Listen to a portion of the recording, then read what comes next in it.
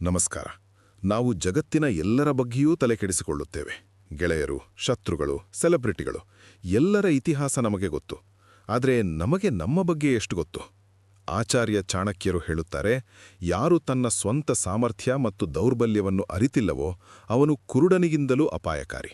ನಿಮ್ಮನ್ನು ನೀವು ಅರಿಯದಿದ್ದರೆ ಈ ಜಗತ್ತು ನಿಮ್ಮನ್ನು ತನ್ನ ಲಾಭಕ್ಕೆ ಬಳಸಿಕೊಳ್ಳುತ್ತದೆ.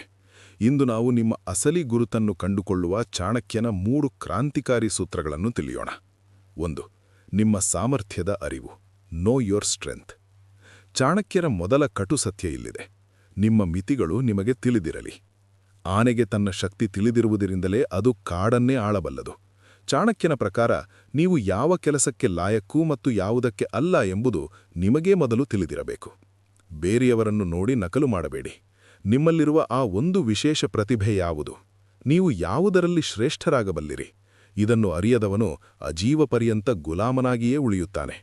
ನಿಮ್ಮನ್ನು ನೀವು ಅರಿಯುವುದು ಎಂದರೆ ನಿಮ್ಮ ಶಕ್ತಿಯನ್ನು ಸರಿಯಾದ ಜಾಗದಲ್ಲಿ ಹೂಡಿಕೆ ಮಾಡುವುದು. 2. ದೌರ್ಬಲ್ಯಗಳನ್ನು ಮುಚ್ಚಿಡಬೇಡಿ. Don't hide weaknesses.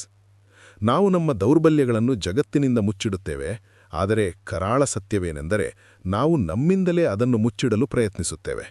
ಚಾಣಕ್ಯರು ಹೇಳುತ್ತಾರೆ, ಯಾವಾಗ ಮನುಷ್ಯ ತನ್ನ ದೌರ್ಬಲ್ಯಗಳನ್ನು ಒಪ್ಪಿಕೊಳ್ಳುತ್ತಾನೋ ಅಂದೇ ಅವನು ಅದನ್ನು ಗೆಲ್ಲಲು ಆರಂಭಿಸುತ್ತಾನೆ.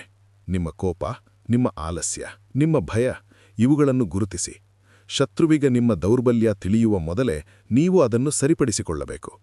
ಆತ್ಮಾವಲೋಕನ ಮಾಡಿಕೊಳ್ಳದ ವ್ಯಕ್ತಿ ಯುದ್ಧಭೂಮಿಯಲ್ಲಿ ಒಡೆದ ಗುರಾಣಿ ಹಿಡಿದು ನಿಂತ ಯೋಧನಂತೆ ಸಾವಿಗೆ ಹತ್ತಿರವಿರುತ್ತಾನೆ. 3. ಆಂತರಿಕ ಮೌನ ಮತ್ತು ಸತ್ಯ. Inner silence. ಚಾಣಕ್ಯನ ಪ್ರಕಾರ ನಿಮ್ಮ ಅಸಲಿ ಪರಿಚಯ ಸಿಗುವುದು ಮೌನದಲ್ಲಿ ಮಾತ್ರ. ಇಂದಿನ ಗದ್ದಲದ ಜಗತ್ತಿನಲ್ಲಿ ನಾವು ನಮ್ಮ ಒಳಗಿನ ಧ್ವನಿಯನ್ನು ಮರೆತಿದ್ದೇವೆ. ದಿನಕ್ಕೆ ಕನಿಷ್ಠ 10 ನಿಮಿಷ ಏಕಾಂತದಲ್ಲಿ ಕುಳಿತುಕೊಳ್ಳಿ. ನಾನು ಯಾರು? ನಾನು ಮಾಡುತ್ತಿರುವುದು ಸರಿಯೇ? ನನ್ನ ಅಂತಿಮ ಗುರಿ ಏನೋ ಎಂದು ನಿಮ್ಮನ್ನೇ ಪ್ರಶ್ನಿಸಿಕೊಳ್ಳಿ. ಯಾರಿಗೆ ತನ್ನ ಆತ್ಮದ ಧ್ವನಿ ಕೇಳಿಸುತ್ತದೆಯೋ ಅವನಿಗೆ ದೇವಸ್ಥಾನಗಳ ಅಲೆಯುವ ಅವಶ್ಯಕತೆ ಇಲ್ಲ. ನಿಮ್ಮ ಆತ್ಮವೇ ನಿಮ್ಮ ಅತಿ ದೊಡ್ಡ ಗುರು. ನಿಮ್ಮನ್ನು ನೀವು ಅರಿತ ದಿನ ಜಗತ್ತಿನ ಯಾವುದೇ ಶಕ್ತಿ ನಿಮ್ಮನ್ನು ಸೋಲಿಸಲು ಸಾಧ್ಯವಿಲ್ಲ. ಜಗತ್ತನ್ನು ಗೆಲ್ಲುವ ಮೊದಲು ನಿಮ್ಮನ್ನು ನೀವು ಗೆಲ್ಲಿರಿ. ಚಾಣಕ್ಯನ ಈ ಮಾತುಗಳು ನಿಮ್ಮ ಬದುಕಿಗೆ ಸ್ಪಷ್ಟತೆ ನೀಡಲಿ. ನಿಮ್ಮಲ್ಲಿರುವ ಅತಿ ದೊಡ್ಡ ಶಕ್ತಿ ಅಥವಾ ದೌರ್ಬಲ್ಯ ಯಾವುದು?